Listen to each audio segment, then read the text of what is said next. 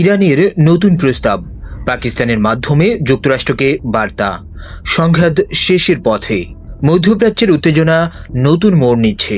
Iran এবার পাকিস্তানের মাধ্যমে যুক্তরাষ্ট্র এর কাছে এক নতুন প্রস্তাব পাঠিয়েছে, যার লক্ষ্য দীর্ঘদিনের সংঘাতের অবসান এবং থমকে থাকা আলোচনা আবার সচল করা।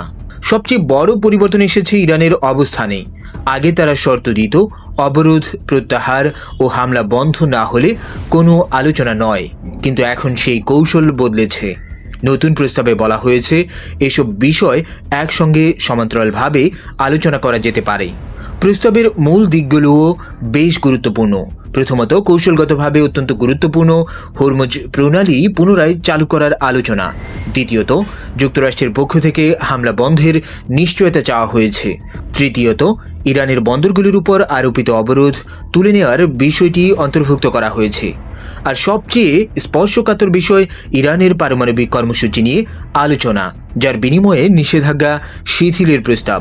ইরান স্পষ্টভাবে জানিয়েছে ওয়াশিংটন রাজি থাকলে আগামী সপ্তাহেই পাকিস্তানের সরাসরি আলোচনা শুরু করা সম্ভব। তবে বাস্তবতা এখনও জটিল। দুই পক্ষের মধ্যে বড় ধরনের মতপার্থক্য রয়ে গেছে। তাই এই প্রস্তাব আদৌ চূড়ান্ত কোনো চুক্তিতে রূপ নেবে কিনা তা এখনই বলা কঠিন।